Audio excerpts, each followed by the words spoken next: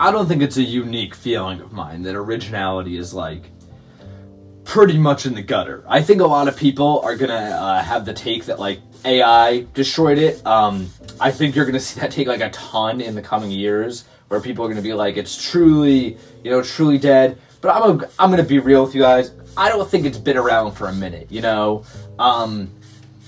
When you go back to like the 90s and the internet starts, it's awesome. It's the best because it's like, wow, we have access to all these things that we didn't have before, and we're able to find these foods from all these different places around the world, like at the tip of our fingers. When you get to the year 2025, though, I mean, the internet's ruined any semblance of originality that we might have ever had, because the adverse effect of having everything in the world at your fingertips is now you have everything in the world at your fingertips. You can play with everything in the world, but you also, like, it's hard to be unique, Whereas things could kind of exist in sort of an interesting bubble before.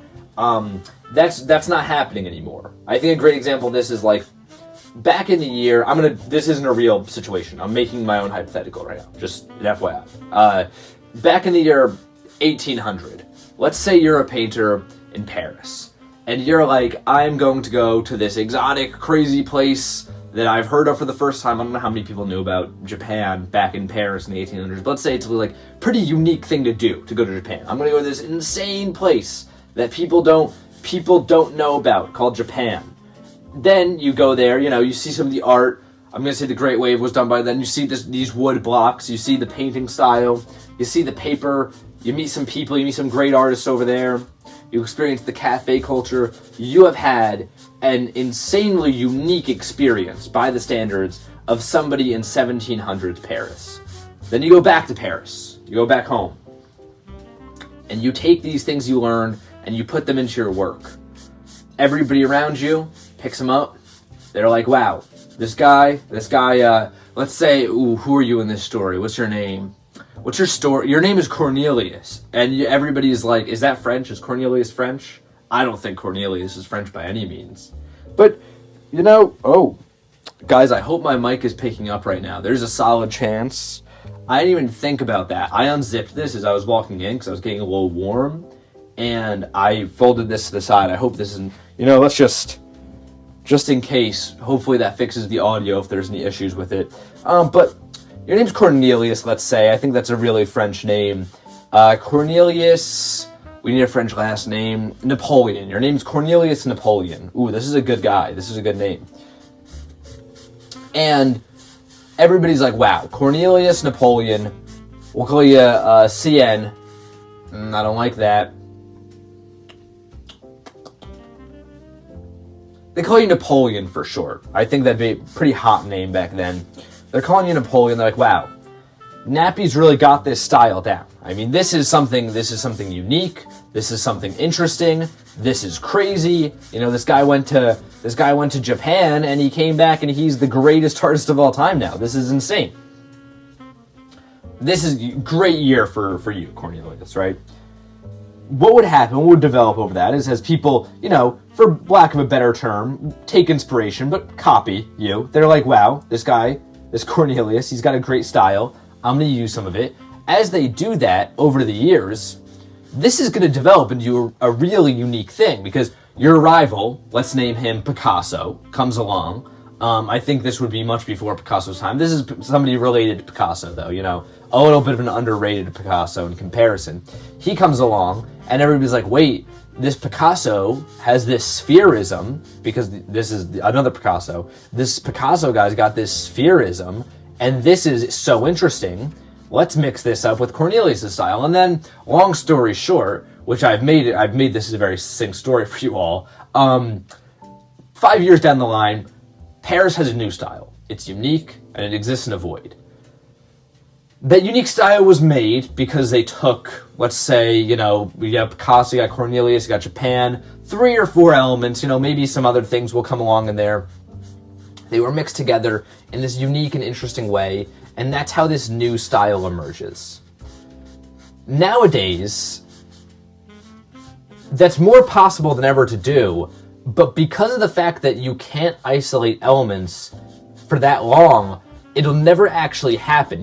what happened here that was important was obviously Cornelius going to Japan and coming back with this new crazy style nobody's ever seen before in Paris. This is all, again, not historically accurate, if you can't tell by the fact that Cornelius, Napoleon, and Picasso are two rivals in this story. The most important part about this all, though, is not the fact that he went to Japan and just picked up this style. It's that this was able to exist in a void in the cafes of Paris for 5 years later and be mixed with these elements very slowly over time in a natural way where culture is allowed to develop. And, this isn't even mentioning the state of Paris at the time. It's the early 1800s. Napoleon is at his peak. Not Cornelius, but the big one, Bonaparte, that guy. He's at his peak. All these things are happening. There is a unique, isolated environment in which this is happening. That doesn't exist anymore. Yes, I can go on Google right now, and I can search up the work of somebody in Japan, and I can search up the work of somebody in Paris, and bring them back to New York, and me and my friends can all look at it and, make something fun together. That will never happen, though, because, well, what's going to happen? Somebody's going to open Instagram the next day and see something new, and that's going to influence them. There is no actual way to isolate things long enough to create something new anymore. At least not, I don't mean not new, I mean something not fully original. I should emphasize that. Because, yes, you can create something new in terms of, obviously, this painting in front of me, this is the first time somebody's painting this exact painting. That's new, yes. There's no way to do something entirely original, though. I mean, my work is influenced by the things I see on the internet every day, just like everybody else's. And, I try and stay offline a little bit more because this is actually something I haven't talked about much. I do try and stay offline, one, for my own time, because it would take up way too much time if I was online like that. But also for this, I think if I was looking at paintings all day, I would end up just being kind of like everybody else. Not that I'm even that skilled that me coming up with something unique is good. But when I am getting more skilled and really coming up with something unique, I want to have had my own journey with painting, not gone along with what everybody else is doing, But even that, if we're being honest, is going to be impossible. The alternative that you would assume would happen here as this comes along and originality becomes impossible because it doesn't have the space to develop, is that the internet is going to have its own look and feel. Maybe the streets of New York won't ever have another Andy Warhol and Basquiat coming out with these new unique styles, but for sure we're going to go on Instagram and see a new painting movement forming. But the fact that all our algorithms are so dispersed and so unique and so individualistic makes it so that there is none of that. That's also an impossibility. I think this is really bad. I will start off by saying I think this is a bad thing, and it makes me very sad when I read, old books about, Cornelius Napoleon. No, but when I'm reading about Warhol and Basquiat and these people that were before my time a little bit, and then even when I go back and read about Duchamp and Picasso and people that were way before my time, I can't help but feel really sad because it's wow, I'm never going to experience that. I will never open up the news and see somebody come up with something truly new. And I think that's really sad. But what do you do? What do you do when there's no originality anymore? Because I think that there is a caveat here that's really interesting. We're in this place where, culture is not one thing anymore. There's a million ways of doing things, right? I think that you could express yourself by playing with the very idea of culture itself then, in this new world we're in. Since you have access to everything, I think it's not that disinteresting to play with different styles and come up with different things. And maybe you can't carry a new style over years, but you could, just show people the right things at the right time and curate a new style in seconds, hypothetically, So I feel that's the direction things are going to go. But honestly, I don't know.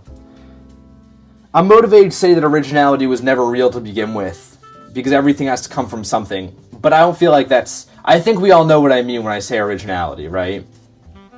I think we all know that I'm not saying that, people were making things out of thin air before, and they're not now. I'm saying unique culture. This is a terrible painting, guys. This is really bad.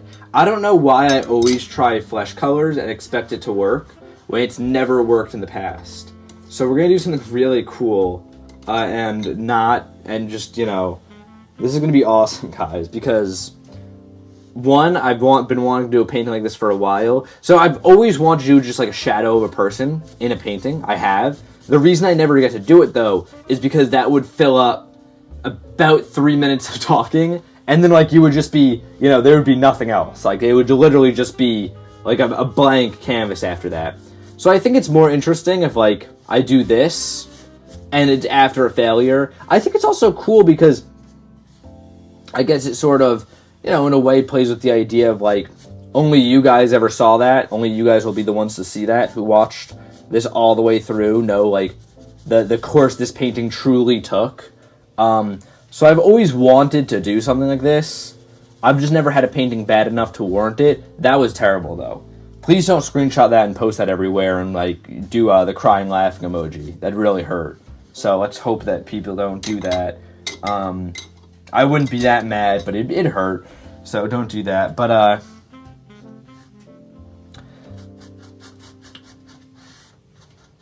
what do you guys think? I do want to know your thoughts on this topic. What do you think, like... Because I think it's a fairly basic take at this point to be like, originality is fairly dead, at least for the most part. But where do you think it's going to go? Where do you think... Because there's no way that, like, art's not going to have an end point. Maybe it'll stagnate, you know? Is originality, unfortunately, just like Mr. Beast now, though? Like, is that going to be the original cultural touchstone of the year 2020s, of the 2020s? Like, where we look back at the early to mid 20th century and we're like, Cubism. That was Cubism. We're going to look back to right now and be like, that was Mr. Beast. And he used the Heroes font for all his branding and used that really, really bright blue. I'm not even that much of a Mr. Beast hater, I think, in comparison to most people. Like, I really don't have that much smoke for Mr. Beast. Everybody's like, he's teaching kids to, like, value money and, like, serving them ads. And it's like, have you, like, you think Mr. Beast is the one making everybody value money? Like, I don't know. I don't like that take because it's like,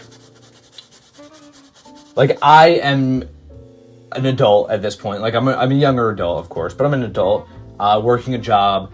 The reason I value money is not because I was brainwashed as a kid. It's because I would be out on the streets in a box right now if I didn't have money.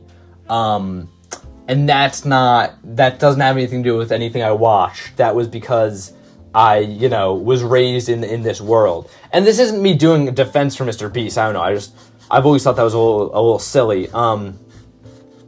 But my main criticism of Mr. Beast, past all the bad things that he's allegedly done, I think, is just, like, you couldn't have gotten, like, a really world-class designer. And they're like, after that first million, you should have pulled in, like the biggest artist in the world and been like, please make something genuinely amazing. Because I don't, like, it's just, like, I respect his... I think there's something deeply impressive, no matter what, how I feel about it. Like, the fact that this is, like, he is the biggest. He's corner to market. But, like, I just wish that, like, I didn't have to see that color and that font every time I was in a Walmart. Like, I wish it looked cool. But, of course, that's why I'm not Mr. Beast, you know? Like, if he was focused on the aesthetics as much as I would be, he would be in this cube doing paint and talk right now, you know? But I actually really like this now. This has turned out to be one of my favorite paintings I've done in a long time now. There's, like, a depth to it that I think comes from the underpainting being there. Yeah, no, I actually really like this painting. Wow. See, guys, God's not dead. Until next time, guys, gals, and pals, my name is Max Tice. This has been Paint and Talk episode 152. I'm here every morning, painting and talking with you all.